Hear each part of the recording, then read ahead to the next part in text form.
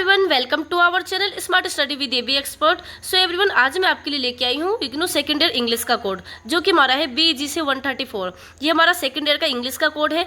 इसका नाम हमारा रीडिंग द नोवल। तो इसमें मैं आपके लिए लेके आई हूँ ब्लॉक नंबर 1 को। ब्लॉक नंबर 1 का नाम हमारा है द नोवल एंड इंट्रोडक्शन। तो देखिए, इस बुक में हमारा ब्लॉक नंबर 1 मोस्ट इंपॉर्टेंट है। ये जो हमारा BGC 134 हमारा जो इंग्लिश का कोड है, इसमें हमारा ब्लॉक नंबर 1 मोस्ट इंपॉर्टेंट है। इसके एग्जाम में 70% क्वेश्चन जो आते हैं वो सिर्फ ब्लॉक नंबर 1 से आते हैं। जितने भी आप क्वेश्चन पेपर उठा के देखना, प्रीवियस ईयर के जितने भी क्वेश्चन पेपर पिछले साल के सारे क्वेश्चन पेपर उठा के देख लेना।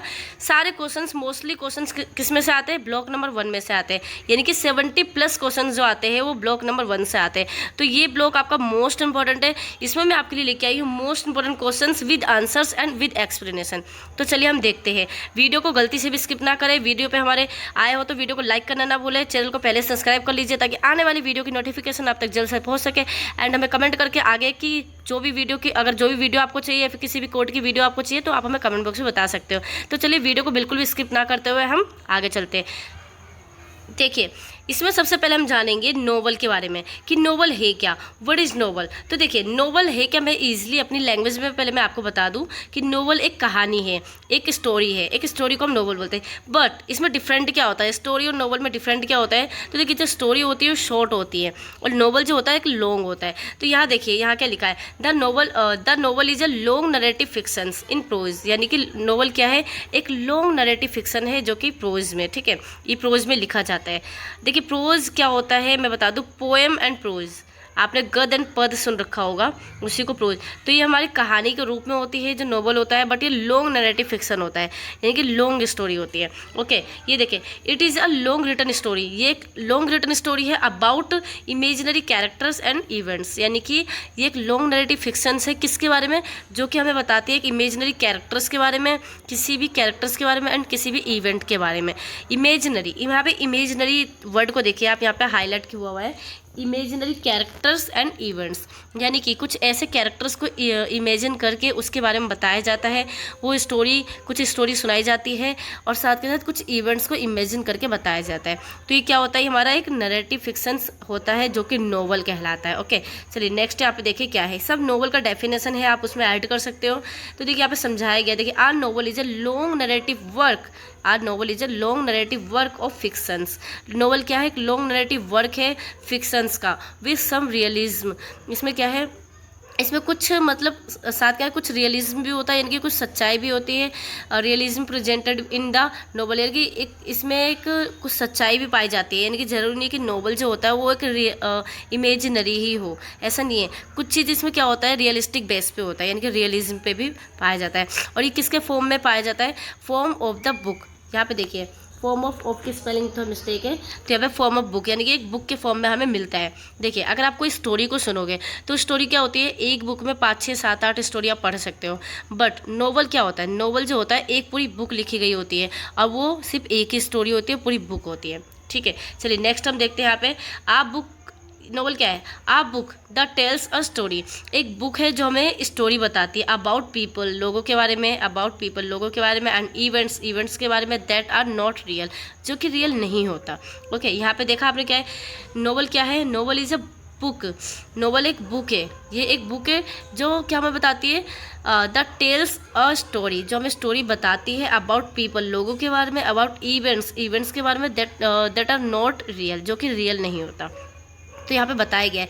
मोस्टली आप देखोगे जो स्टोरी सुनाई जाती है वो रियल नहीं होता, हमने देखा नहीं, यानी कि हमारे सामने हो नहीं रहा, बस वो पास्ट की कोई स्टोरी होती है, कोई कहानी होती है जो कि हमारे सामने सुनाई जाती है। ओके, चलिए नेक्स्ट हम देखते हैं यहाँ पे क्या है। A novel is a long work. A novel is a long work of narrative fictions. Novel क्या है? एक लॉन्ग वर्क है नरेटिव फिक्शंस का इन प्रोज।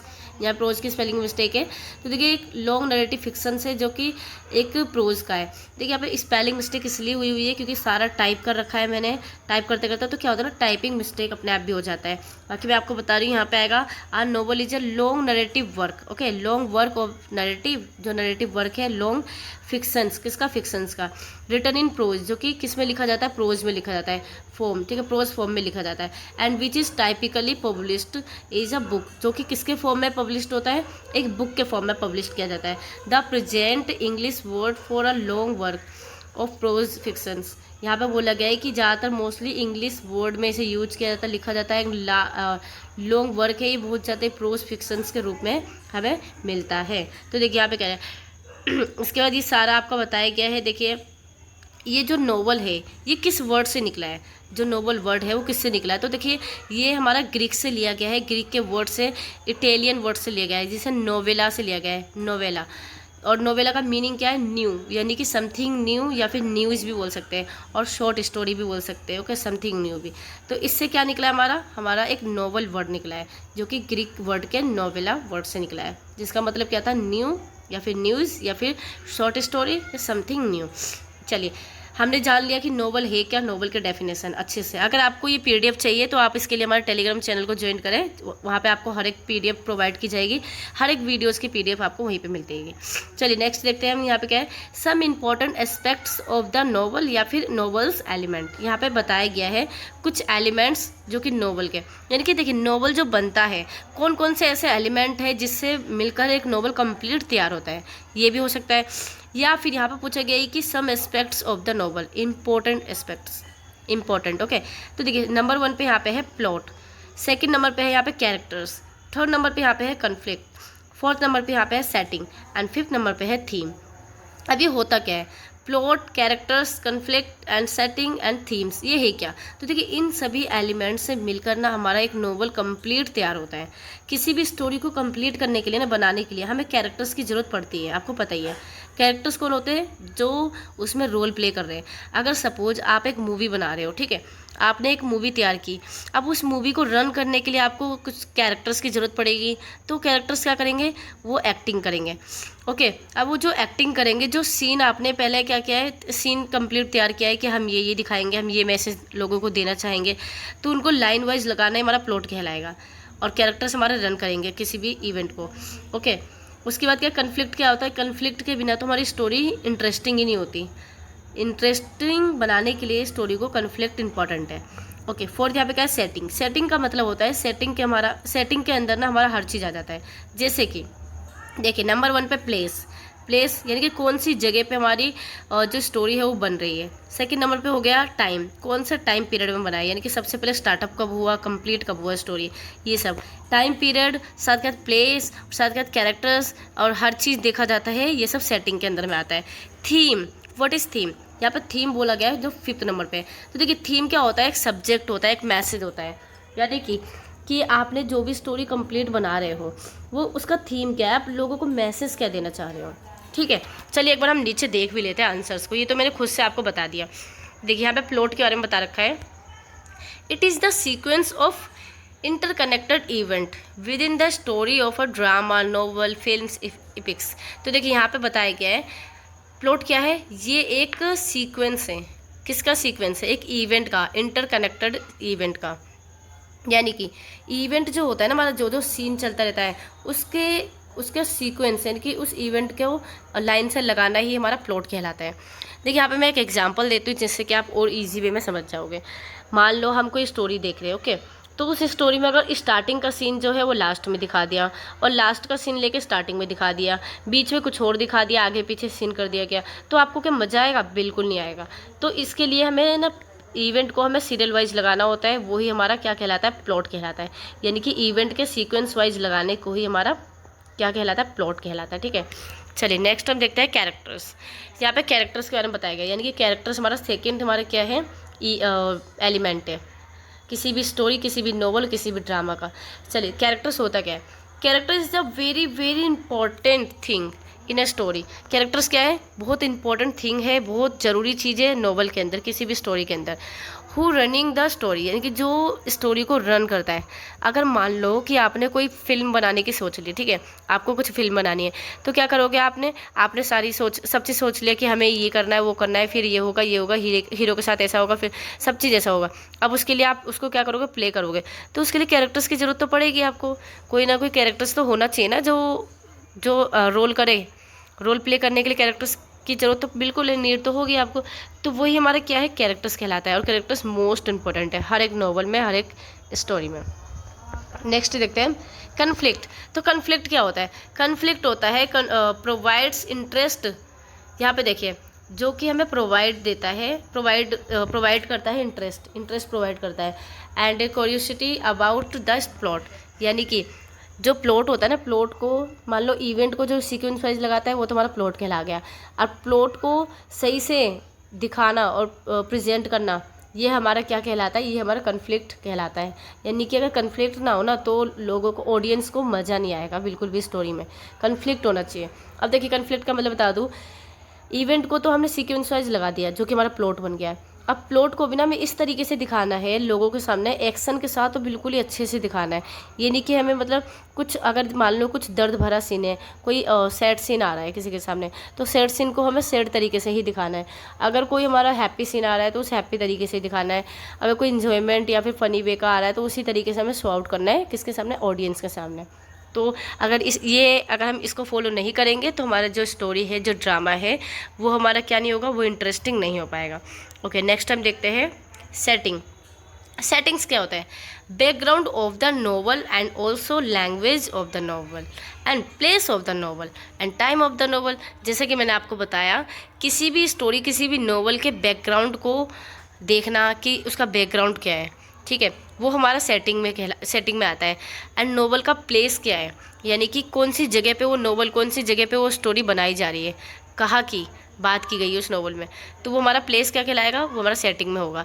साथ क्या, लैंग्वेज, जो आप नोवेल पढ़ रहे हो या जिस स्टोरी को आप पढ़ रहे हो, वो हमारा उसका सेटिंग क्या है, उसका लैंग्वेज क्या है, सॉरी, ओके, कौन सी लैंग्वेज में वो लिखी गई है, ये हो गया। उसके बाद हमारा टाइम भी हमारा मोस्ट इंपॉर्टेंट है नोवेल में। यानी कि जो भी नोवेल आपने लिखी है या फिर जिस भी स्टोरी को आप सुन रहे हो या फिर जिस भी फिल्म को आप बना रहे हो, वो कौन सा टाइम पीरियड में लिखा है या बनाया है या फिर सुन रहे हो। ओके, तो ये सब चीज़ क्या होता है, इंपॉर्टेंट होता है। तो ये सारा सेटिंग के अंदर ही आता है। नेक्स्ट हमारा क्या है, नेक्स्ट हमारा थीम। तो थीम क्या होता है, यहाँ देखिए, सेंट्रल आइडिया, सब्जेक्ट और message with in a narrative. यहाँ पे बताया गया है, जो थीम होता है ना, वो हमारा सेंट्रल आइडिया होता है। यानी कि हम लोगों को क्या मैसेजेस देना चाहते हैं, हम अपनी स्टोरी के थ्रू, हम अपने नोवेल के थ्रू लोगों को क्या समझाना चाहते हैं, हमारा मैसेज क्या है, हमारा मेन पर्पज़ है क्या कि हम लोगों को दिखाना क्या चाह रहे हैं, सब्जेक्ट क्या है, हमारा मेन मैसेज क्या है। तो ये चीज़ क्या होता है, ये हमारा थीम कहलाता है कि हमारा थीम क्या है। चलिए, यहाँ पे हम देखेंगे types of the novel. Novel के कितने टाइप्स होते हैं, तो देखिए, वैसे तो देखा जाए तो नोवेल के बहुत सारे टाइप्स होते हैं, बट मैं यहाँ पे आपके लिए सिर्फ और सिर्फ 8 टाइप्स लेके आई हूँ। ओके, मैं सिर्फ 8 टाइप्स आपके लिए लेके आई हूँ, जो कि हमारे आपके सामने स्क्रीन पे दिखाई दे रहे हैं। नंबर 1 पे हमारा है रियलिस्टिक नोवेल।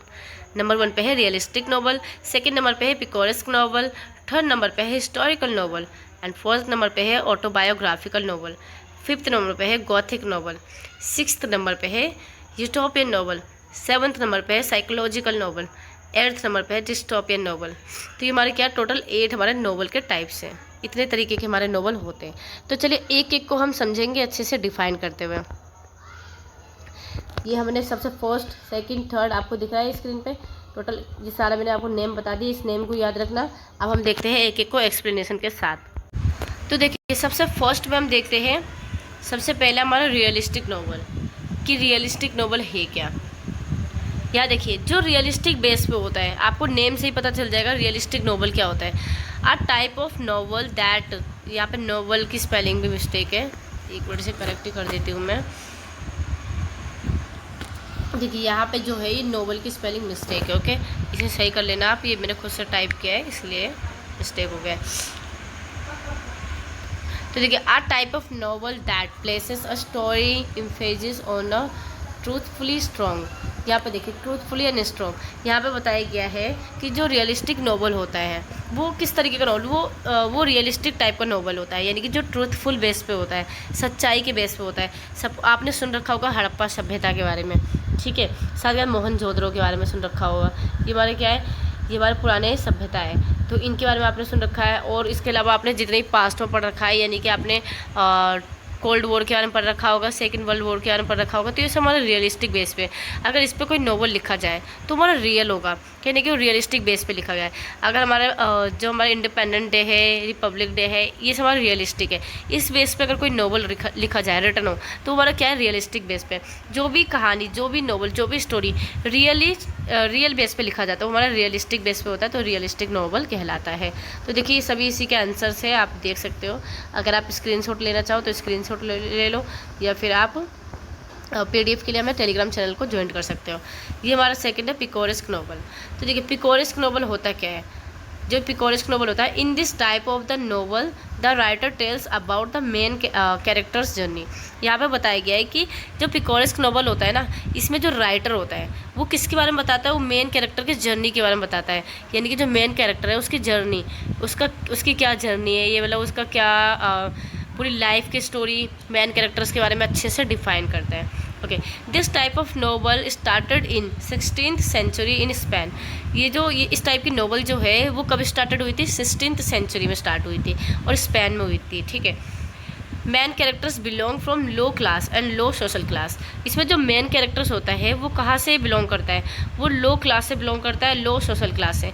यानी कि देखिए ये जो पिकोरेस्क नोवेल होता है, पिकोरेस्क नोवेल में जो राइटर होता है वो मेन कैरेक्टर्स के बारे में सबसे ज़्यादा बताता है, सिर्फ मेन कैरेक्टर्स को सबसे ज़्यादा हाईलाइट करता है। और मेन कैरेक्टर्स को ना इतना मतलब लो क्लास का बना दिया जाता है या फिर लो सोशल क्लास का, जिससे कि सभी उस पर तरस करें और उसके बारे में अच्छे से जाने और इंटरेस्ट आए लोगों को जानने में। ठीक है, इस टाइप की जो नोवेल थी वो कब स्टार्ट हुई थी, 16th सेंचुरी में स्टार्ट हुई थी स्पेन में। चलिए ये देखिए, this type of novel, this novel is written from the first person point of view. इस टाइप की जो नोवेल होती है वो कौन से किस फॉर्म में लिखी जाती है, वो first person point of view में लिखी जाती है। अब देखिए first person point of view का मतलब बता दूं, इसमें सिर्फ एक व्यक्ति, एक पर्सन के बारे में एक्सप्लेन किया जाता है, जो कि मेन कैरेक्टर्स होता है। मेन कैरेक्टर्स के बारे में अच्छे से एक्सप्लेन किया जाता है, उसकी जर्नी के बारे में। तो कहीं ना कहीं first person point of view के अकॉर्डिंग हुआ। Okay, first person point of view इसलिए कहा गया इसे क्योंकि फर्स्ट पर्सन के बारे में ज़्यादा एक्सप्लेन किया जा रहा है। ओके, सेकेंड देखिए यहाँ पे, because this type of novel autobiographical types of novel. यानी कि इसे first person point of view क्यों कहा जाता है, क्योंकि इस तरीके के नोवेल में ना ये जो नोवेल है ना, ये ऑटोबायोग्राफिकल टाइप का नोवेल है।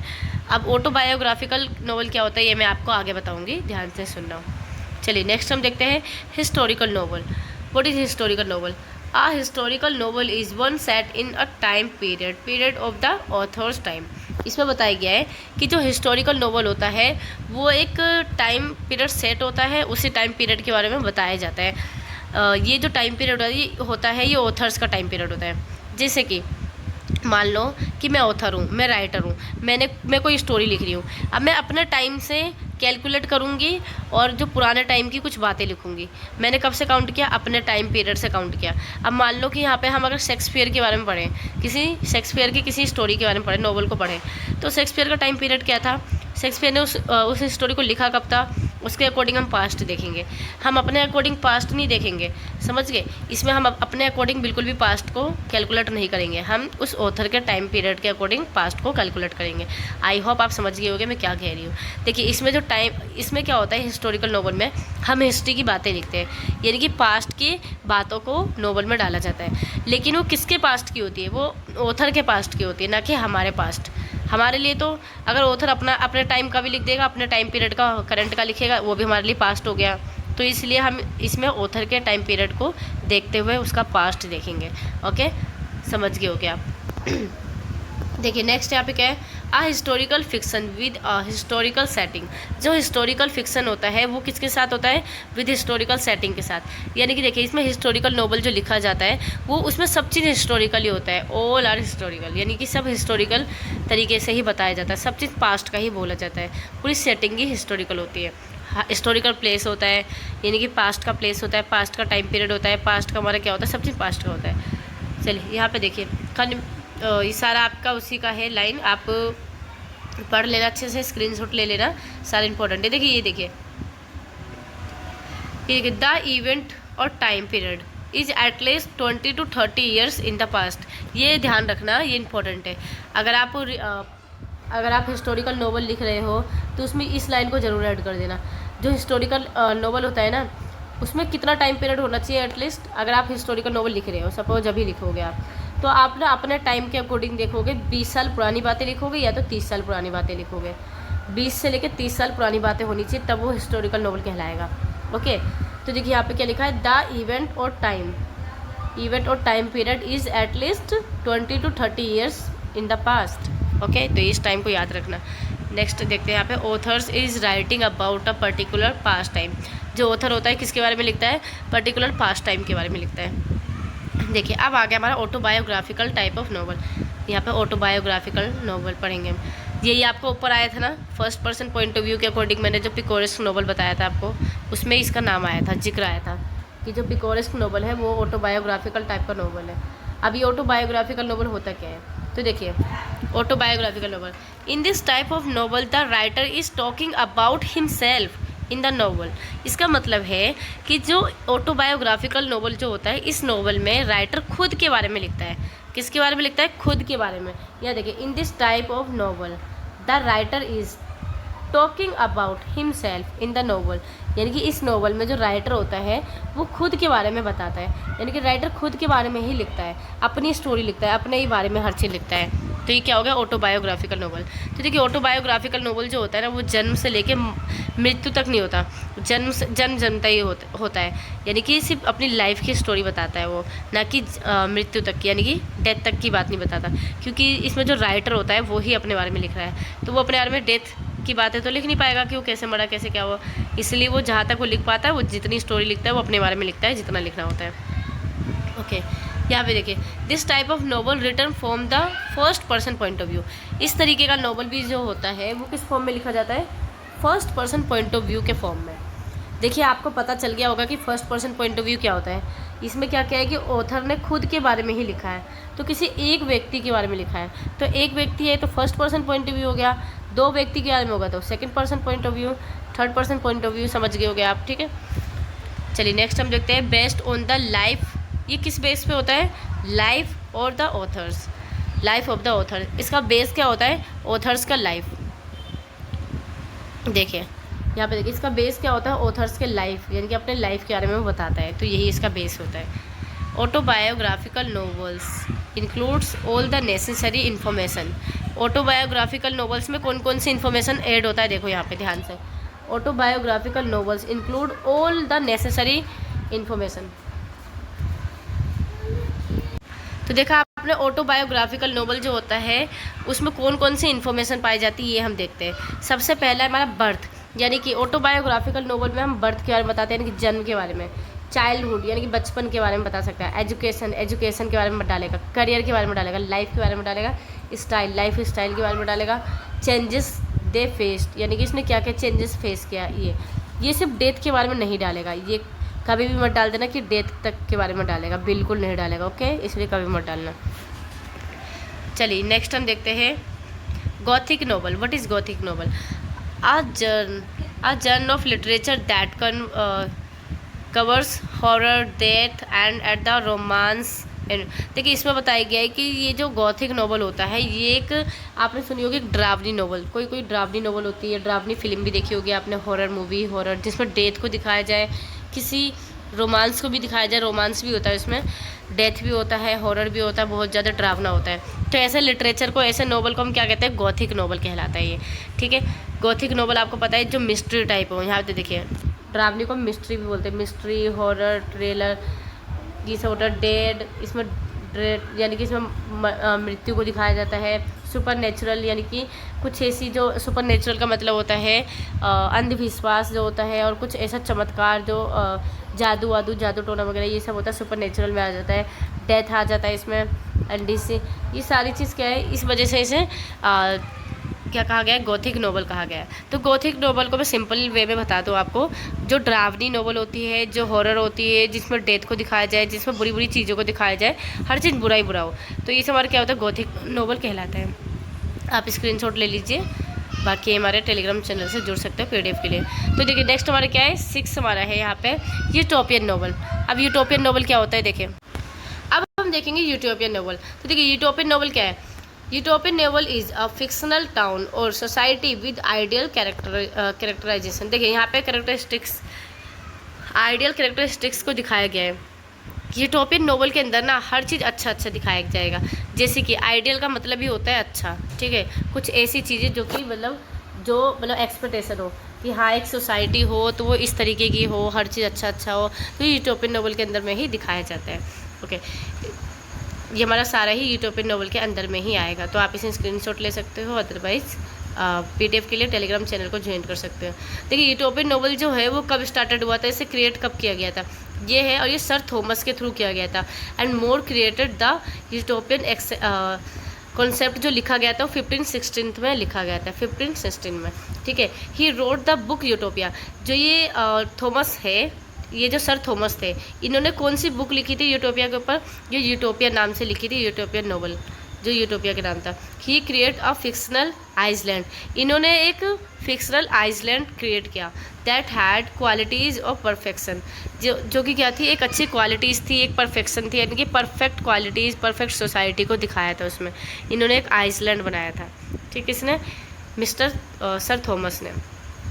यहाँ पे देखिए, आफ्टर दिस मैनी राइटर्स, यानी कि इसके बाद बहुत से राइटर्स ने क्या किया, उन और बहुत से फिलोसफर्स ने क्या किया, have tried to create a utopian society. तो देखिए, जब जो ये सर थॉमस है, सर थॉमस के लिखने के बाद बहुत से राइटर्स, बहुत से फिलोसफर, उन्होंने ट्राई किया लिखने की, क्रिएट करने की, एक यूटोपियन सोसाइटी क्रिएट करने की कोशिश की, बट जो सर थॉमस ने किया उसकी बात अलग ही थी। तो देखिए, ये आप और भी अच्छे से डिटेल में वो डाल सकते हो। अब हम नेक्स्ट देखते हैं 7 हमारा साइकोलॉजिकल नोवेल। साइकोलॉजिकल नोवेल आपको वर्ड से ही पता चल गया होगा होता क्या है। साइकोलॉजिकल नोवेल होता है यानी कि साइको से रिलेटेड, यानी कि दिमाग से related. A psychological novel is related to mind. यहाँ पे देखिए आपको, जो कि माइंड से रिलेटेड होता है। In psychological novel important is characters thought, not important plot setting etcetera. तो देखिए, जो साइकोलॉजिकल नोवेल होता है उसमें क्या इंपॉर्टेंट होता है? ये माइंड से रिलेटेड होता है। इसमें माइंड से रिलेटेड इन्फॉर्मेशन को डाला जाता है साइकोलॉजिकल नोवेल में। और इसमें क्या इंपॉर्टेंट होता है? इसमें कैरेक्टर्स की थॉट इंपॉर्टेंट होती है, यानी कि कैरेक्टर्स जो है उसकी थॉट्स इंपॉर्टेंट होगी, नॉट प्लॉट। मतलब प्लॉट इंपॉर्टेंट नहीं होगा, सेटिंग इंपॉर्टेंट नहीं होगी, कैरेक्टर्स की थॉट्स इंपॉर्टेंट होगी। ओके, नेक्स्ट देखिए यहाँ पे, and it the individual in important and, यानी कि इसमें इंडिविजुअल को इम्पोर्टेंस दी जाती है, इवेंट्स को, events in his her life and scene thought her his feelings actions and experience. इसमें क्या किया जाता है? इंडिविजुअल पर्सन के एक्सपीरियंस को, फीलिंग्स को, इन सब को, इवेंट को और लाइफ को, life changes, life scene, thoughts, इन सब चीज़ को क्या किया जाता है? रिएक्शंस को, एक्सपीरियंस को क्या दिया जाता है? इंपॉर्टेंस दी जाती है इंडिविजुअल को, यानी कि हर एक के थॉट को। तो ये साइकोलॉजिकल नोवेल के अंदर में आता है। बाकी और भी यहाँ पे लिखे हैं, आप सभी से पढ़ सकते हो, थोड़ा बहुत मैंने आपको समझाई दिया है। चलिए नेक्स्ट हम देखते हैं डिस्टोपियन नोवेल। डिस्टोपियन नोवेल क्या होता है? ये हमारा यूटोपियन नोवेल का उल्टा होता है। यूटोपियन नोवेल हमारा क्या था? एक परफेक्ट सोसाइटी को दिखाना, हर चीज़ अच्छा, जिसमें एक आइडियल सोसाइटी की बात की जाती है। तो डिस्टोपियन नोवेल उसी का बिल्कुल ही अपोजिट है। इसमें क्या होता है? Dystopian novel is opposite of perfect utopian society, यानी कि जो डिस्टोपियन नोवेल होता है बिल्कुल ही अपोजिट होता है यूटोपियन सोसाइटी से, उसका अपोजिट है। इसमें हर चीज़ बेकार दिखाया जाएगा, यानी कि defined as a imaginary place और stage in which the condition of life is extremely bad, यानी कि लाइफ को बिल्कुल ही बुरा तरीके से दिखाया गया होगा। फुल ऑफ सोरो, यानी कि पूरी दुखों के साथ लाइफ क्या होगा? फुल ऑफ सोरो होगा, यानी कि दुख भरा लाइफ, दुखी भरा लाइफ आप बोल सकते हो इसे। डिप्रीवेशन दिखाया जाएगा, डिप्रेशन वगैरह या एप्रिसिएशन। और यहाँ देखिए आपको टेरर, वी कैन से, हम बोल सकते हैं इसे डार्क प्लेस, यानी कि मोस्टली जो ये है हमारा डिस्टोपियन नोवेल, इसमें एक डार्क प्लेस को शो आउट किया जाता है। तो देखिए यहाँ पे लेस ऑफ फ्रीडम, यानी कि फ्रीडम की कमी होती है, हमें इसमें फ्रीडम को नहीं दिखाया जाता, हाइड रखा जाता है। And sub submission to power with absolute control over our human. यहाँ पे देखिए, यहाँ पे क्या दिखाया गया है? इसमें family, sex and independent thoughts को दिखाया गया है, यानी कि लोग अपनी मनमानी करना, फैमिली, सेक्स, ये सब इसमें बहुत ही मतलब बुरा चीज़ों को दिखाया गया है, बुरी सोसाइटी को। तो ये किसका है? ये यूटोपियन सोसाइटी का अपोजिट होता है, डिस्टोपियन सोसाइटी। तो देखिए अब हम समझेंगे प्लॉट को। नेक्स्ट हमारा क्या है? प्लॉट। तो प्लॉट को हम समझेंगे, प्लॉट है क्या, what is plot, and types of plot भी जानेंगे। तो देखिए प्लॉट को मैंने पहले ही ऊपर आपको डिफाइन किया था कि प्लॉट होता क्या है, तो थोड़ा तो आप समझ ही गए होंगे। यहाँ पे मैं और डीपली लेके आई हूँ प्लॉट क्या होता है, और उसके टाइप्स को भी समझेंगे, एलिमेंट्स को भी समझेंगे। तो चलिए स्टार्ट करते हैं। प्लॉट की डेफिनेशन को हम देखते हैं कि प्लॉट है क्या। देखिए प्लॉट आपको पता है कि जो इवेंट होता है उसको सीक्वेंस वाइज लगाना ही प्लॉट कहलाता है। तो देखिए यहाँ क्या लिखा है? The plot define the series of events. Plot क्या होता है? किसको डिफाइन करता है? सीरीज ऑफ इवेंट्स को डिफाइन करता है। दैट कनेक्ट्स, यहाँ पे लिखा है that connects the reader from beginning to end, यानी कि जो कि कनेक्ट करता है रीडर को शुरू से लेके लास्ट तक। बिगनिंग टू एंड यानी कि शुरू से लेके लास्ट तक कनेक्ट करता है किसको, किसी भी जो ऑडियंस होते हैं, जो ऑडियंस देखने वाले या फिर रीडर होते हैं, इनको कनेक्ट करता है। तो प्लॉट मोस्ट इंपॉर्टेंट होता है किसी भी नोवेल में, किसी भी स्टोरी में प्लॉट मोस्ट इंपॉर्टेंट होता है। प्लॉट क्या होता है, इवेंट का एक सीक्वेंस होता है, sequence, okay, series of event होता है जो कि कनेक्ट करता है रीडर को बिगनिंग टू एंड, शुरू से लेके लास्ट तक ऐड करा रहता है, यानी कि कनेक्ट करता है, स्टोरी में जुड़े रहने में हेल्प करता है। देखिए यहाँ पे और लिखा हुआ है ये ना, it is an important part of the story, ये बहुत ही इंपॉर्टेंट पार्ट होता है स्टोरी का। It works and the principle of cause and effect, ये किस पे काम करता है, कोज एंड इफेक्ट पे काम करता है, कोज एंड इफेक्ट के प्रिंसिपल पे काम करता है। जो ये जो होता है हमारा प्लॉट, ये बहुत ही ज़्यादा इंपॉर्टेंट होता है स्टोरी में। अगर ये ना हो तो हमारी जो स्टोरी है वो बिल्कुल ही मतलब कोई एक लॉजिकली होता है ना, कोई लॉजिक ही नहीं मिलेगा स्टोरी का, और कोई मतलब ही नहीं मिलेगा, बिल्कुल ही समझ में ही नहीं आने वाली, साथ के साथ इंटरेस्ट भी नहीं आने वाला है स्टोरी में। ऐसी बस होता है ना कि बिना लॉजिकली कुछ भी बात कर देना, अनलॉजिकल, तो उसी तरीके की बातें हो जाएगी, कोई स्टोरी नहीं लगेगी हमारी।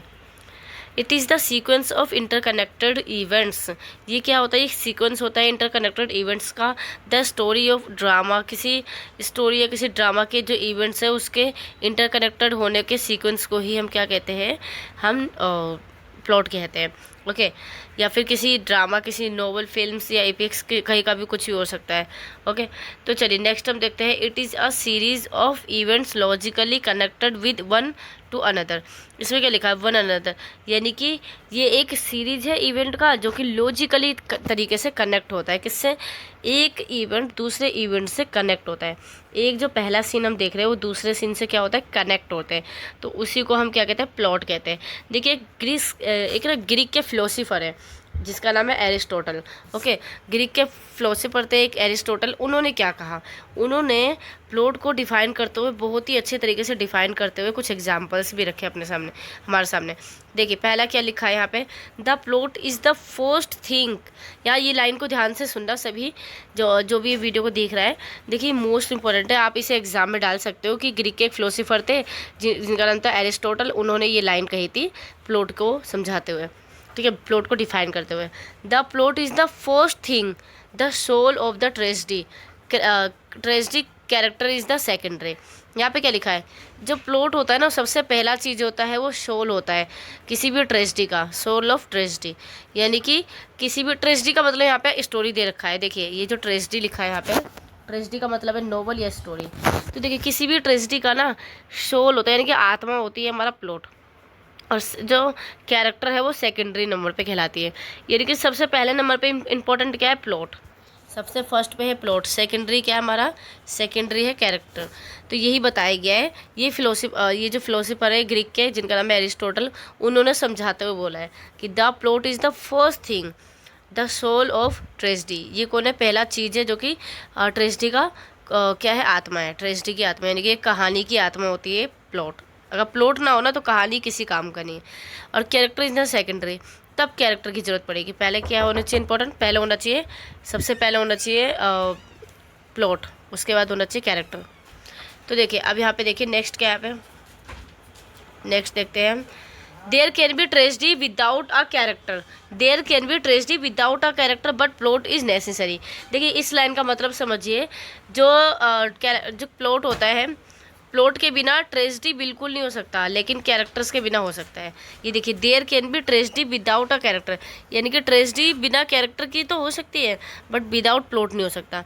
अब देखिए इसका भी मतलब मैं समझा देती हूँ, लेकिन मैं इस बात से ज़्यादा एग्री नहीं हूँ। वैसे मैं आपको बता दूँ कि अगर कैरेक्टर, मुझे मेरे अकॉर्डिंग मैं बोलूँ तो कैरेक्टर ज़्यादा इंपॉर्टेंट है। अब कैरेक्टर ही नहीं होगा तो किसी चीज़ को रन करने के लिए कुछ नहीं होगा। पर देखिए एरिस्टोटल का क्या कहना है ये मैं बता देती हूँ। एरिस्टोटल का कहना है जो कैरेक्टर है उसके बिना तो स्टोरी चल जाएगी, लेकिन प्लॉट के बिना नहीं चलेगी। तो यहाँ क्या लिखा है, there can be tragedy without a character but the plot is necessary, यानी कि प्लॉट जो है ज़रूरी है। अब क्यों है, एरिस्टोटल के अकॉर्डिंग बता दूं कि मान लो कि हम कोई स्टोरी बना रहे हैं अपने मन में, हमने अपने मन में कोई कहानी बना ली, ठीक है, ये कहानी अपने मन में बना रखी है। अब मन में बनाई और हम सामने वाले को सुना रहे हैं, अब ये बंदा सुन रहा है, तो ये खाली सुन रहा है, ये इमेजिन कर रहा है, इसे हम सुनाते जा रहे हैं, इमेजिन कर रहा है। तो यहाँ पे जब हम सुना रहे हैं तो किसी कैरेक्टर को भी तो माइंड में रख रखा है ना हमने, कोई ना कोई कैरेक्टर तुम्हारे माइंड में है, कोई भी कैरेक्टर हमारे दिमाग में है, मैंने आपको कहानी सुनाई कि एक ये था, एक राजा था, एक रानी थी, उसके 2 बच्चे थे, ये थे वो थे, तो मैंने अपने मन में कोई कैरेक्टर्स बनाए और उसकी स्टोरी आपको सुना रही हूँ। तो कैरेक्टर की मुझे तो ज़रूरत नहीं पड़ी, रियल में ज़रूरत नहीं पड़ी, बस इमेजिनरी हो गया, ठीक है। लेकिन इवेंट की तो ज़रूरत पड़ी है ना कि हाँ किस तरीके से सबसे पहले क्या आएगा, उसके बाद क्या आएगा, उसके बाद। तो इसलिए बोला गया है कि एरिस्टोटल के थ्रू क्या है कि कैरेक्टर जो है ना, कैरेक्टर के बिना स्टोरी बन सकती है बट प्लॉट के बिना नहीं बन सकती। ये है एरिस्टोटल का कहना। चलिए नेक्स्ट हम देखते हैं, यहाँ पे देखिए difference between plot and story. अब देखिए एरिस्टोटल ने स्टोरी और प्लॉट को अच्छे से डिफाइन किया है। बहुत से लोग ना स्टोरी और प्लॉट में कंफ्यूज हो जाते हैं कि स्टोरी क्या है, प्लॉट क्या है। कुछ लोग क्या करते हैं, स्टोरी को और प्लॉट को एक ही समझ लेते हैं कि हाँ ये दोनों एक ही है, सेम है, प्लॉट भी एक है, स्टोरी भी सेम है। तो आज मैं आपको डिफरेंस बताती हूँ जो कि एरिस्टोटल के थ्रू डिफाइन किया गया है। देखिए सबसे पहले स्टोरी को डिफाइन किया गया है, यहाँ देखिए, एक मिनट,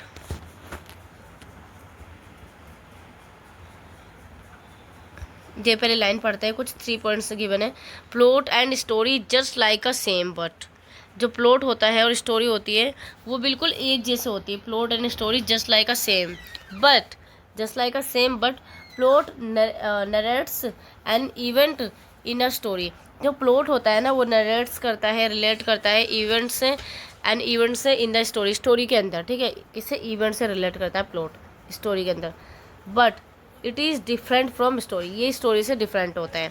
ओके आपने समझा मैंने क्या बोला। देखिए जो 3 पॉइंट्स की बने से भी रीड आउट कर लेना आप। फर्स्ट लिखा है यहाँ पे जो एरिस्टोटल के थ्रू बताया गया है, plot and story just like a same but plot narrates and event in a story. जो स्टोरी के अंदर क्या होता है कि जो प्लॉट होता है वो नरेट करता है इवेंट से, but it is different from story, यानी कि स्टोरी से क्या होता है, अलग होता है। फॉर एग्जाम्पल हम कुछ एग्जाम्पल्स देखते हैं जो कि एरिस्टोटल के थ्रू दिया हुआ है। देखिए फर्स्ट एग्जाम्पल हम स्टोरी का देखेंगे। स्टोरी क्या होता है और प्लॉट क्या होता है। देखिए स्टोरी जो होता है ना, स्टोरी का एग्जाम्पल ये एक लाइन है और ये प्लॉट का एग्जाम्पल है। इस लाइन को समझना। सबसे फर्स्ट लाइन है the king died and then the queen died.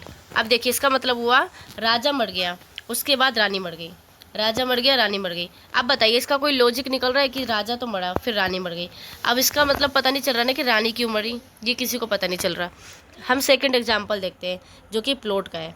यहाँ देखिए क्या लिखा है, the king died and then the queen died of grief. ये जो ग्रीफ लिखा है ना, ग्रीफ का मतलब हुआ कि उनकी यादों में, उसके दुख में।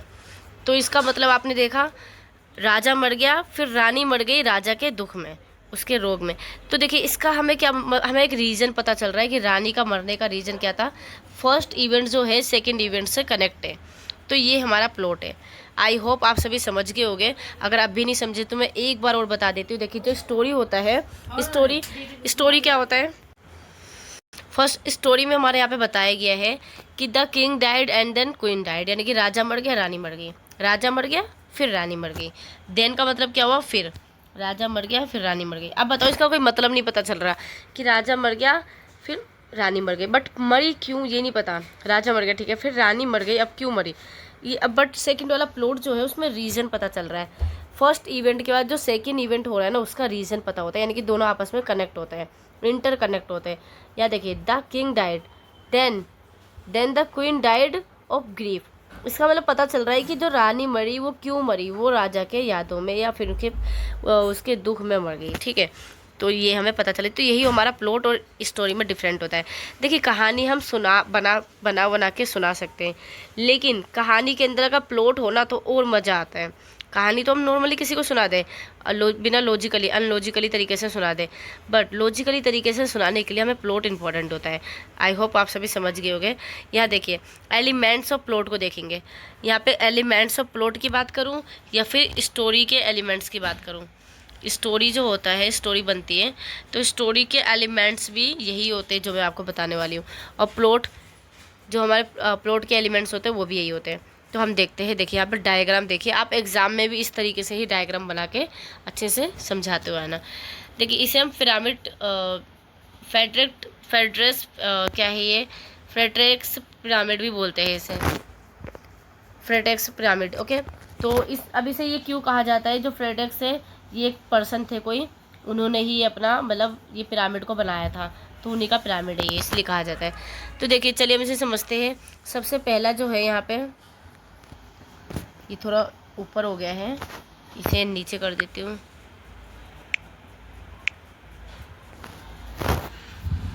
देखिए यस, तो देखिए सबसे पहला ये जो दे रखा है स्टोरी का एक कितने एलिमेंट्स होते हैं स्टोरी या फिर किसी भी प्लॉट के, टोटल 5 एलिमेंट है यहाँ पे। सबसे नंबर वन पे क्या दे रखा है, एक्सपोजिटरी, सॉरी एक्सपोजिशन। एक्सपोजिशन सबसे नंबर 1 पे है, यहाँ से स्टोरी स्टार्ट होती है। अब देखिएगा, आपको मैं इतना अच्छे से समझाऊंगी कि आपको कोई डाउट नहीं रहेगा कि ये होता क्या है। पूरी स्टोरी ही ऐसी बनती है। आप कोई मूवी देखो, फिल्म देखो या फिर नोवेल पढ़ो या कोई स्टोरी पढ़ो, तो इसी तरीके से स्टार्ट होता है और ख़त्म होता है। यहाँ पे आपको लगेगा कि बहुत ही आसानी से आप समझ जाओगे। देखो सबसे पहला क्या होता है, एक्सपोजिशन होता है। एक्सपोजिशन होता है जब स्टोरी स्टार्ट होती है। मान लो कोई भी हम मूवी देख रहे हैं, ठीक है, हम टीवी पे कोई मूवी देख रहे हैं, हमने टीवी पे क्या देखा, कोई मूवी स्टार्ट हुई, हम उसे देख रहे हैं। अब ये जो मूवी स्टार्ट है, ये मूवी चल रही है, तो जैसे ही मूवी स्टार्ट होती है, स्टार्टअप होता है मूवी का, तो शुरू में ना एक्सपोजिशन वाला पार्ट होता है, इसे बोलते हैं हम एक्सपोजिशन। शुरू में तो मूवी में सब चीज़ ठीक चल रहा है, ठीक है। उसके बाद धीरे धीरे जब मूवी आगे बढ़ती है, ठीक है, धीरे धीरे क्या, जब मूवी आगे बढ़ती है, एक मिनट इसे रफ कर दूँ, धीरे धीरे जब मूवी आगे बढ़ती है, यस, एक और रेजर को ख़त्म कर दिया, देनी हाँ, धीरे धीरे जब मूवी आगे बढ़ रही है, मान लो ये एक्सपोजिशन है, अब धीरे धीरे मूवी क्या कर रही है, आगे बढ़ रही है, मूवमेंट कर रही है, तो फिर आता है राइजिंग एक्शन। अभी राइजिंग एक्शन क्या होता है, इस टाइम पे क्या होता है, जब प्रॉब्लम हीरो या हीरोइन के लाइफ में प्रॉब्लम आनी स्टार्ट होती है। आपने मूवी देखी होगी, कोई भी मूवी स्टार्टिंग में शुरू होता है तो क्या होता है कि हाँ ठीक ठाक चल रहा है, सब अच्छा खासा चल रहा है मूवी में। धीरे धीरे क्या होता है, हीरो या हीरोइन जो भी प्रोटोगोनिस्ट होता है उसके लाइफ में प्रॉब्लम आनी स्टार्ट हो जाती है। अब जैसे जैसे प्रॉब्लम आ रही है वो हमारा राइजिंग एक्शन कहलाता है, यानी कि प्रॉब्लम धीरे धीरे आ रही है। अब ये प्रॉब्लम क्या होता है, बड़ा हो जाता है, सर छू लेता है ये प्रॉब्लम, यानी कि बहुत बड़ी प्रॉब्लम हो जाती है। आपने देखा होगा स्टोरी में क्लाइमैक्स आना, ठीक है, क्लाइमैक्स, उसे ही क्लाइमैक्स बोला जाता है। जब स्टोरी में क्या होता है कि स्टोरी बिल्कुल ही शीर्ष पे चली जाती है, यानी कि सर छू जाती है, तो वो हमारा क्लाइमैक्स कहलाता है। तो स्टोरी जैसे जैसे प्रॉब्लम आनी स्टार्ट हुई, वो प्रॉब्लम बड़ी हो गई, अब ये प्रॉब्लम बिल्कुल ही बड़ी हो चुकी है। अब इस टाइम पे क्या होता है, क्लाइमैक्स के टाइम पे हमें प्रॉब्लम का रीज़न भी पता होता है, प्रॉब्लम का सॉल्यूशन भी पता होता है कि प्रॉब्लम किस तरीके से ठीक हो सकती है और प्रॉब्लम किस तरीके से, किस वजह से आई है इस टाइम पे, क्लाइमैक्स के टाइम पे। तो जब मूवी क्लाइमैक्स में आती है ना, तो इस टाइम पे इंटरेस्टिंग हो जाती है मूवी बहुत ज़्यादा।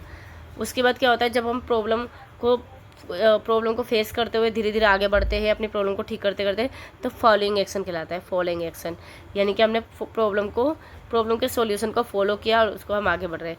अब धीरे धीरे क्या होता है, फिर आता है रीसोल्यूशन, यानी कि सब प्रॉब्लम ठीक हो गया, फिर मूवी दी एंड हो गया। आपने मूवी देखी होगी, ऐसे ही होता है। कोई भी मूवी स्टार्ट होगा ना, तो मूवी स्टार्ट में क्या होता है कि स्टार्टिंग में तो ठीक ठाक चलेगा, उसके बाद राइजिंग एक्शन हो जाएगा, यानी कि मूवी में धीरे धीरे प्रॉब्लम आनी स्टार्ट होगी, फिर क्लाइमैक्स यानी कि मूवी बड़ा हो जाएगा और सर छू लेगा। उसके बाद क्या होता है कि फॉलोइंग एक्शन होता है, यानी कि जो प्रॉब्लम है उसका सॉल्यूशन निकल जाता है और उसी को हम फॉलो करते करते प्रॉब्लम के सॉल्यूशन की तरफ चलते हैं। फिर क्या होता है, प्रॉब्लम सॉर्ट आउट हो जाता है और फिर रीसोल्यूशन कहलाता है, यानी कि अच्छे से दोबारा से सब चीज़ ठीक हो जाना। तो ये होता है पूरा मूवी का हमारा एलिमेंट्स। मूवी इसी तरीके से चलता है, ठीक है। आई होप आप सब समझ गए होंगे। आगे चलते हैं। तो यही इसका एक्सप्लेनेशन यहाँ पे गिवन है, सब चीज़ का एक्सप्लेनेशन है। देखिए ये सारा एक्सप्लेनेशन है, ये एक्सपोजिशन का एक्सप्लेनेशन है। तो आप इसको देख लीजिए, स्क्रीनशॉट ले लीजिए, अपनी तैयारी करिए आराम से इन सभी क्वेश्चंस पे। एंड ये क्लाइमैक्स है, ये राइजिंग एक्शन है, कि ये होता क्या है, एंड ये फॉलोइंग एक्शन है। ये सब मैंने आपको बता ही दिया। बाकी एक बार अगर आप देखना चाहते हो पढ़ के तो देख सकते हो। देखिए जो एक्सपोजिशन होता है, पार्ट ऑफ द स्टोरी होता है, द इंट्रोडक्शन। ये इंट्रोडक्शन क्या होता है, पार्ट्स होता है। ये बहुत ही इंपॉर्टेंट होता है, मोस्ट इंपॉर्टेंट होता है। इसमें क्या होता है, इंपॉर्टेंट बैकग्राउंड इन्फॉर्मेशन को ये देता है। जैसे कि स्टार्टिंग में क्या होता है, जब भी कोई मूवी स्टार्ट होती है तो उस टाइम पे इंट्रोडक्शन ही दिया जाता है। कहीं ना कहीं हमें धीरे धीरे पता चलता है कि कौन क्या है, कौन किसका कैरेक्टर क्या होता है कि कौन किसका रोल प्ले कर रहा है, जिसे हमें एक्सपोजिशन का टाइम पे ही पता चलता है। धीरे धीरे फिर क्या होता है, राइजिंग एक्शन होता है। तो इस टाइम पे और प्रॉब्लम्स आनी स्टार्ट हो जाती है धीरे धीरे। आप इसे पढ़ सकते हो, towards the point of greatest. Interest. तो ठीक है, इस टाइम पे क्या होता है, इंटरेस्ट जो भी अगर कोई भी मूवी देखता है तो इस टाइम पे इंटरेस्ट और ज़्यादा जगता है कि हाँ मूवी देखना है। और जैसे ही क्लाइमैक्स का टाइम आता है तो इस टाइम पे तो कोई मूवी छोड़ ही नहीं सकता। इस टाइम पे क्या होता है कि मूवी देखने के टाइम पे पता चल जाता है कि इतनी बड़ी प्रॉब्लम हो गई, अब इसका सॉल्यूशन क्या निकलने वाला है और मूवी में क्या आने वाला है। जैसे कि होता है ना किसी मूवी में ट्विस्ट का आ जाना, तो वही ये क्लाइमैक्स का टाइम पे आता है। देन लास्ट में फिर इसके बाद होता है फॉलोइंग एक्शन। फॉलोइंग एक्शन में क्या होता है कि जैसे ही उस प्रॉब्लम का सॉल्यूशन पता चल गया, उस प्रॉब्लम का सॉल्यूशन के बाद धीरे धीरे स्टोरी एंड की तरफ चलती रहती है। और उसके बाद फिर होता है रिसोल्यूशन, यानी कि इस टाइम पे मूवी क्या होता है, ये फाइनल होता है, यानी कि द फाइनल क्लोजिंग एंड। आप इसे बोल सकते हो कि क्लियरिफिकेशन ऑफ द ड्रामेटिक, यानी कि स्टोरी जो होता है, नरेटिव जो प्लॉट होता है उसका क्या होता है, एंडिंग होता है, क्लोजिंग होता है। चलिए अब हम देखते हैं काइंड ऑफ द प्लॉट या फिर टाइप्स ऑफ द प्लॉट। जो प्लॉट होता है उसके कितने टाइप्स होते हैं, काइंड ऑफ द प्लॉट और या फिर types of the plot, meaning एक ही हुआ। देखिए there are 5 types of the plot. अगर हम टाइप्स ऑफ द प्लॉट देखें, पहले हमने क्या देखा था, प्लॉट्स के एलिमेंट्स को देखे थे, अब हम देखेंगे टाइप्स को। देखिए यहाँ पे प्लॉट के टाइप्स कितने हैं, 5 टाइप्स गिवन है। सबसे पहला यहाँ पे सिंपल प्लॉट, सेकंड है कॉम्प्लेक्स प्लॉट, थर्ड है लूज प्लॉट एंड फोर्थ है आपका ऑर्गेनिक प्लॉट। तो देखिए एक एक को यहाँ पर डिफाइन भी करती हूँ, साथ के साथ यहाँ पे लिखा हुआ भी है, मैं आपको खुद की लैंग्वेज में भी बता देती हूँ कि सिंपल प्लॉट क्या होता है, कॉम्प्लेक्स प्लॉट क्या होता है, लूज प्लॉट क्या होता है, ऑर्गेनिक प्लॉट क्या होता है। ये टोटल 4 थे। तो चलिए स्टार्टिंग से एक एक से हम समझते हैं। सिंपल प्लॉट में आपका बता रखा है, यहाँ देखिए क्या लिखा है स्क्रीन पे, in this the entire story involves around 1 character from beginning to end. इसका मतलब हुआ कि एक ही कैरेक्टर शुरू से लेके एंड तक स्टोरी में बना रहता है। और जो स्टोरी होती है, जो भी हम जिस भी स्टोरी को हम पढ़ते हैं उसमें सिर्फ एक ही कैरेक्टर के बारे में बात किया गया रहता है। देखिए यहाँ पे क्या लिखा है, इन दिस यानी कि इसके अंदर द एंटायर स्टोरी, इस स्टोरी में क्या होता है, involves around 1 character, only 1 character from beginning to end, यानी कि शुरू से लेकर लास्ट तक। बिगिनिंग का मतलब होता है शुरू एंड एंड, यानी कि लास्ट तक सिर्फ एक ही कैरेक्टर बना होता है और उसी कैरेक्टर के बारे में ही पूरी स्टोरी हम सुनते हैं या फिर पढ़ते हैं। तो ये हमारा क्या कहलाता है, सिंपल प्लॉट कहलाता है। अगर हम कॉम्प्लेक्स प्लॉट की बात करें तो यहाँ देखिए जो कॉम्प्लेक्स प्लॉट का डेफिनेशन यहाँ पे लिखा है, इट कंसिस्ट ऑफ 2 और मोर कैरेक्टर्स। इसमें क्या होता है कि 2 या 2 से ज़्यादा कैरेक्टर्स आपके यहाँ पे पाए जाते हैं। ओके, एंड मान लो कि सपोज क्या होता है कि एक होता है मेजर कैरेक्टर, यानी कि जिसके ऊपर पूरी स्टोरी है, उसके साथ कौन होता है, उसके साथ जो हेल्प करने वाला होता है माइनर कैरेक्टर मान लो। तो माइनर कैरेक्टर, ये 2 ही कैरेक्टर ऐसे होंगे जिसके ऊपर पूरी स्टोरी चलेगी। तो इसमें 2 भी हो सकते हैं, 2 से ज़्यादा भी हो सकते हैं, 2 और मोर कैरेक्टर, यानी कि 2 भी हो सकते हैं, 2 से ज़्यादा भी, which are connected by the main character, जो कि मेन कैरेक्टर से कनेक्टेड होते हैं। यानी कि आपको पता ही कि जो कैरेक्टर्स होते हैं कितने टाइप्स के होते हैं, मैं आगे आपको बताने वाली हूँ। तो कैरेक्टर्स होते हैं वो भी डिफरेंट टाइप्स के होते हैं, आगे मैं आपको बताऊँगी। तो कैरेक्टर में एक ना मेन कैरेक्टर होता है जिसे हम मेजर कैरेक्टर बोलते हैं, और दूसरा माइनर कैरेक्टर होता है जो कि सपोर्ट करता है मेन कैरेक्टर को। तो वही इसमें बताया गया है कि जो इसमें 2 या 2 से अधिक कैरेक्टर, यानी कि 2 भी हो सकते हैं, 2 से ज़्यादा भी, 2 और 2 मोर ओके कैरेक्टर्स हो सकते हैं जो कि जो कनेक्टेड होते हैं किससे, कनेक्टेड बाय मेन कैरेक्टर, यानी कि जो मेन कैरेक्टर है उससे कनेक्टेड होते हैं। ओके, थर्ड हम देखते हैं लूज प्लॉट। लूज प्लॉट में क्या होता है, देखिए इसमें ना 2 इवेंट होते हैं, इसमें 2 इवेंट को दिखाया जाता है, जो इवेंट एक दूसरे से क्या होता है, कनेक्ट नहीं होते, दोनों अलग अलग होते हैं। 2 इवेंट इसमें दिखाए जाते हैं और दोनों इवेंट एक दूसरे से कनेक्ट नहीं होते, अलग अलग इवेंट होते हैं। तो इसमें इवेंट की बात की गई है, आप समझ जाना, इसमें कैरेक्टर की बात नहीं की गई। 2 इवेंट होते हैं और दोनों एक दूसरे से कनेक्टेड नहीं होते, अलग अलग होते हैं। एंड फोर्थ आपका है ऑर्गेनिक प्लॉट। ऑर्गेनिक प्लॉट में क्या होता है, इसमें ये प्लॉट तो इवेंट तो 2 होते हैं, बट दोनों ही एक दूसरे से कनेक्ट भी होते हैं, यानी कि इन दोनों के बीच एक कनेक्शन होता है, पहला इवेंट दूसरे इवेंट से कनेक्ट होता है। तो ये हमारा हो गया ऑर्गेनिक प्लॉट। अब हम नेक्स्ट देखते हैं कैरेक्टर। व्हाट इज़ कैरेक्टर, जैसा कि मैंने भी आपको ऊपर बताया कि अब हम कैरेक्टर्स को आगे पढ़ेंगे, तो वो आ चुका है वो वाला question, what is character, character होता क्या है। तो इसको भी हम समझेंगे और टाइप्स ऑफ कैरेक्टर्स को भी अच्छे से देखेंगे। देखिए कैरेक्टर जो होता है, कैरेक्टर किसी भी स्टोरी में बहुत ज़्यादा ही इंपॉर्टेंट होता है। अभी इंपॉर्टेंट क्यों होता है, बिकॉज अगर हमने सपोज स्टोरी बना ली, उस स्टोरी को रन करने के लिए कोई ना कोई तो चाहिए ना, स्टोरी में किसी भी रोल को प्ले करने के लिए कैरेक्टर ही तो इंपॉर्टेंट होता है, यानी कि कैरेक्टर ही तो रोल प्ले करता है, और कौन करेगा, कैरेक्टर ही बताएगा कि हाँ मतलब इस स्टोरी के थ्रू कि ये जो स्टोरी है, ये जो नॉवल है, ये क्या मैसेज देना चाह रहा है, तो ये कैरेक्टर ही करता है। तो इसलिए कैरेक्टर ज़रूरी होता है। यहाँ देखिए कैरेक्टर इज समवन कॉल्ड, यानी कि कुछ लोग कहते हैं कि character is a person, animal और अदर क्रिएचर। क्या होता है इनसाइड ए स्टोरी, यानी कि जो स्टोरी के अंदर, जो भी स्टोरी के अंदर कोई भी पर्सन हो या फिर एनिमल हो या फिर कोई भी अदर हो, तो वो हमारा कैरेक्टर कहलाता है। ठीक है, कुछ लोग क्या कहते हैं, कैरेक्टर इज समवन कॉल्ड, यानी कि किसी ने कहा है कि जो कैरेक्टर है वो पर्सन है, एनिमल है और अदर है, या कोई भी चीज़ है, कोई भी दूसरा है, जो कि क्या होता है इनसाइड है स्टोरी, जो स्टोरी के अंदर होता है। पता चल गया आपको, कोई भी पर्सन हो सकता है, कोई भी एनिमल भी हो सकते हैं। सेकेंड यहाँ पे लिखा है character are related to the plot is the course of events take place. इसमें बताया गया है जो कैरेक्टर्स होते हैं वो किससे रिलेटेड होते हैं, वो प्लॉट से रिलेटेड होते हैं, जो कि course of events take place, जो मतलब कैरेक्टर होता है वो किसी प्लॉट से रिलेटेड होता है, क्योंकि अगर कैरेक्टर है तो वो किसी ना किसी प्लॉट को, किसी ना किसी इवेंट को क्या करेगा, रन करेगा, किसी भी स्टोरी को आगे बढ़ाएगा, तो इवेंट को रन करेगा, इवेंट को फॉलो करके शो आउट करेगा। तो उसके लिए क्या होता है, कैरेक्टर इंपॉर्टेंट होता है किसी भी स्टोरी के लिए। चलिए नेक्स्ट हम देखते हैं, यहाँ पे ये भी कैरेक्टर्स के बारे में ही लाइंस दे रखी है, आप स्टोरी इन सभी को पढ़ लीजिएगा अच्छे से, इजी लैंग्वेज है और सभी कैरेक्टर्स के बारे में आंसर्स हैं। तो अगर आपको PDF चाहिए तो PDF के लिए टेलीग्राम चैनल को ज्वाइन ज़रूर करें, ये मैंने आपको बहुत बार बता दिया है कि किसी भी PDF के लिए आप टेलीग्राम चैनल को ज्वाइन कर सकते हो। चलिए नेक्स्ट देखते हैं हम टाइप्स ऑफ कैरेक्टर को, कि जो कैरेक्टर्स होते हैं उसके कितने टाइप्स होते हैं। तो मैंने आपको पहले ही बता दिया कि कैरेक्टर्स के बहुत से टाइप्स होते हैं, बट हम यहाँ पे कितने देखेंगे, मोस्टली जो इंपॉर्टेंट होते हैं 7 टाइप्स देखेंगे। सबसे पहले नंबर पे फर्स्ट है हमारा मेजर कैरेक्टर, सेकंड है माइनर कैरेक्टर, थर्ड है डायनामिक कैरेक्टर, एंड फोर्थ है आपका स्टैटिक कैरेक्टर, फिफ्थ है आपका फ्लैट कैरेक्टर, सिक्स है आपका राउंड कैरेक्टर, एंड सेवन्थ है आपका स्टॉक कैरेक्टर्स। तो देखिए सबसे पहला मेजर कैरेक्टर है, तो मेजर कैरेक्टर को समझते हैं। मेजर कैरेक्टर मेन कैरेक्टर कहलाता है, the most important character in story. Major character क्या है, जो कि बहुत ही इंपॉर्टेंट होता है स्टोरी में। यहाँ देखिए major character the most important in the story, ठीक है। एक्शन रिवॉल्व्स अराउंड देम, यानी कि जो एक्शन होता है ना, कोई भी पूरी स्टोरी इसके ही अराउंड इर्द गिर्द घूमती है, मेन कैरेक्टर के इर्द गिर्द। तो मेन कैरेक्टर क्या है, मोस्ट इंपॉर्टेंट होता है किसी भी स्टोरी में, ओके।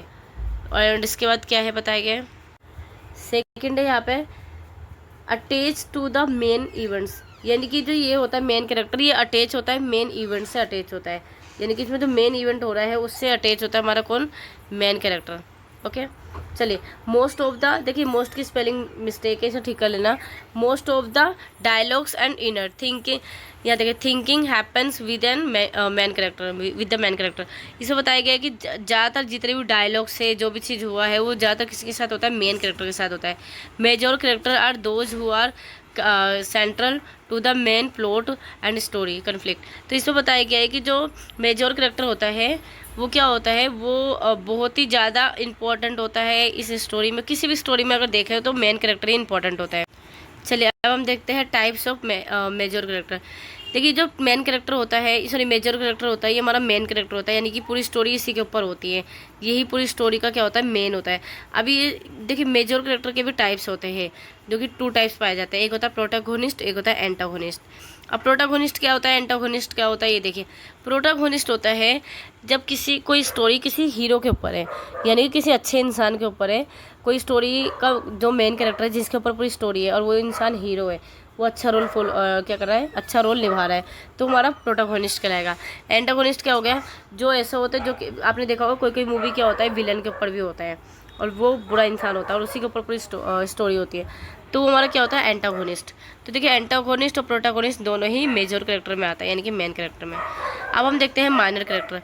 माइनर कैरेक्टर जो होता है वो मेन कैरेक्टर के सपोर्ट में होता है, यानी कि मेन कैरेक्टर को सपोर्ट करने वाला क्या होता है, माइनर कैरेक्टर कहलाता है, ओके। ये कौन होता है, मेन कैरेक्टर को सपोर्ट करता है। बाकी इसी का आंसर से आप इसे रीड आउट कर लेना, वीडियोस ज़्यादा लंबी ना हो इसलिए मैं आंसर्स तो लेके आई बट ज़्यादा डिफाइन नहीं कर सकती, वीडियो लंबी है, ओके। डायनेमिक कैरेक्टर हम देखते हैं कि डायनेमिक कैरेक्टर क्या होता है और किसे कह लेते हैं। देखिए जो ये डायनेमिक कैरेक्टर होता है, डायनेमिक कैरेक्टर में क्या होता है, ये ऐसे कैरेक्टर को कहते हैं जो कि स्टोरी में शुरू में अलग होंगे और आगे चल के क्या हो जाएगा, चेंज हो जाएगा। तो इसी को बोलते हैं डायनेमिक कैरेक्टर। यानी कि शुरू शुरू में तो क्या हुआ कि इसकी अलग पर्सनालिटी है, और स्टोरी के बीच में ही आगे चल के क्या हो जाता है, इसकी पर्सनालिटी चेंज हो जाती है, एटीट्यूड चेंज हो जाता है, ग्रो एंड चेंजेस, यानी कि इसमें ग्रो आता रहता है और चेंज आता रहता है। And learns and lesson, because हम इससे क्या करते हैं, सीखते हैं बहुत कुछ, ताकि हमें दिन दुनिया इन लोगों का पता चलता है कि कुछ लोग क्या होते हैं कि कब चेंज हो जाए कुछ पता नहीं होता। तो वही चीज़ है, वही उसी को हम बोलते हैं यहाँ पर डायनेमिक कैरेक्टर। आपने देखा होगा किसी किसी स्टोरी में क्या होता है, या किसी नाटक में, सीरियल में आपने देखा होगा, कुछ लोग शुरू में तो अलग रहता है, अलग रोल होता है, धीरे धीरे आगे चल के वो चाल चलने वाले बन जाते हैं। ठीक है, शुरू में मान लो किसी की बहन है और वो सही से, और फिर क्या होता है कि आगे चलकर क्या होता है कि उसी की बहन में चाल चलने लगती है, तो हमारा क्या होता है, डायनेमिक कैरेक्टर कहलाता है। अब देखिए स्टैटिक कैरेक्टर को हम देखेंगे। स्टैटिक कैरेक्टर होता है does not change during the story, जो कि स्टोरी के दौरान चेंज नहीं होती। इनके ना ही एटीट्यूड, ना ही किसी चीज़ में, ना ही पर्सनालिटी में चेंजिंग आता है। शुरू से लेके एंड तक ये क्या होता है कि ये बिल्कुल सेम होती है, बिल्कुल सेम। तो इसे हम स्टैटिक कैरेक्टर कहते हैं, ऐसे कैरेक्टर जो कि शुरू से लेके एंड तक बिल्कुल ही सेम हो। ओके, नेक्स्ट हम देखते हैं फ्लैट कैरेक्टर। अब फ्लैट कैरेक्टर क्या होता है? फ्लैट कैरेक्टर एक ऐसे कैरेक्टर्स होते हैं जो कि मतलब जिसकी पर्सनालिटी बिल्कुल ही सिंपल होती है। मतलब अगर उसको हम डिफ़ाइन करें उस कैरेक्टर के बारे में, तो सिंपल आइडिया, सिंपल क्वालिटी होती है उसके अंदर।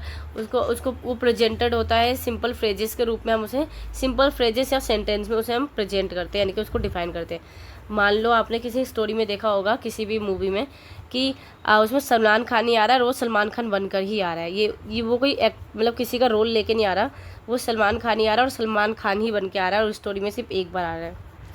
आपने ऐसी स्टोरी देख रखी होगी, मुझे अभी ध्यान दी तो मैं आपका एग्जांपल दूँ। ऐसी बहुत सी स्टोरी होती है जिसमें क्या होता है, हीरो तो आता है लेकिन वो अपना रियल रूप ही, रियल मतलब जो है वो वही बन के आता है, लेकिन वो एक बार आता है, उसके बाद दोबारा नहीं आता। तो ऐसी स्टोरी भी आपने देख रखी होगी। तो उसी को हम बोलते हैं फ्लैट कैरेक्टर, जो कि जिसको हम सिंपल फ्रेजेस में या सिंपल सेंटेंसेस में डिफाइन करें। चलिए नेक्स्ट हम देखते हैं राउंड कैरेक्टर। अब राउंड कैरेक्टर क्या होता है, देखिए राउंड कैरेक्टर को समझेंगे हम। देखिए राउंड कैरेक्टर के बारे में जो यहाँ पे बताया गया है, वो बताया गया कि राउंड कैरेक्टर ऐसे कैरेक्टर होते हैं जिसकी पर्सनालिटी और जिसका एटीट्यूड बिल्कुल ही अलग होता है, और उसको डिफ़ाइन करने में मतलब उसको डीपली डिफ़ाइन करना पड़ता है, मतलब अच्छे से गहराई से डिफ़ाइन करना पड़ता है। उसके एटीट्यूड को, उसके मतलब पर्सनालिटी को इस तरीके से डिफ़ाइन करना पड़ता है क्योंकि वो सबसे ही अलग होता है, और उसे गहराई से और ज़्यादा ही एक्सप्लेनेशन में डिफ़ाइन करना होता है। तो हमारा क्या होता है, वो हमारा राउंड कैरेक्टर कहलाता है। चलिए नेक्स्ट हम देखते हैं स्टॉक कैरेक्टर। स्टॉक कैरेक्टर क्या होते हैं? आपने देखा होगा कुछ क्या होता है कि कुछ मूवी में या मूवी देखते हुए या फिर कोई भी सीरियल देखते हुए पीछे कुछ लोग जाते रहते हैं जो कि पब्लिक होती है। कोई वेजिटेबल बेचने वाले, यानी कि सब्जी वाले हो गए, या फिर कोई आपके रिक्शे वाले हो गए, या फिर कोई अगल बगल के, या कोई शॉपकीपर्स वगैरह हो गए। तो ये हमारे स्टॉक कैरेक्टर में आते हैं। स्टॉक कैरेक्टर में ऐसे कैरेक्टर आते हैं, इसमें एक कहना है कि ग्रुप ऑफ पीपल को शो आउट किया गया, यानी कि एक भीड़ को दिखाया गया है, जैसे कि पब्लिक हो गई। किसी भी मूवी में क्या होता है कि पीछे की तरफ जो पब्लिक चलती रहती है, आस घूमती फिरती रहती है, वो हमारे स्टॉक कैरेक्टर्स में काउंट होते हैं। ओके, वो भी कैरेक्टर्स ही होते हैं, ऐसा नहीं है कि वो पब्लिक ही होती है, उन्हें भी अरेंज किया जाता है। चलिए नेक्स्ट हम देखते हैं। नेक्स्ट हम देखेंगे कैरेक्टराइजेशन। देखिए ये है कैरेक्टराइजेशन इन लिटरेचर। अब देखिए कैरेक्टराइजेशन होता क्या है? कैरेक्टराइजेशन होता है किसी भी कैरेक्टर के बारे में अच्छे से डिफाइन करना, कैरेक्टराइजेशन कहलाता है। यानी कि मान लो किसी भी कैरेक्टर के बारे में मैं आपको बता रही हूँ कि ये जो कैरेक्टर है इसकी पर्सनालिटी ये है, इसने इसका रोल किया है, ये ऐसा है वैसा है इसके, ठीक है, उसके बारे में अच्छे से बताना ही कैरेक्टराइजेशन कहलाता है। देखिए कैरेक्टराइजेशन जो होता है वो दो तरीके से होता है। ये 2 टाइप्स होते हैं कैरेक्टराइजेशन के। सबसे पहला होता है आपका डायरेक्ट कैरेक्टराइजेशन, एंड सेकंड होता है आपका इनडायरेक्ट कैरेक्टराइजेशन। देखिए यहाँ पे मैं आपको दिखाती हूँ। टाइप्स ऑफ कैरेक्टराइजेशन की बात करें तो एक होता है डायरेक्ट कैरेक्टराइजेशन, सेकंड होता है हमारा इनडायरेक्ट कैरेक्टराइजेशन। अब डायरेक्ट कैरेक्टराइजेशन क्या होता है, इनडायरेक्ट क्या होता है?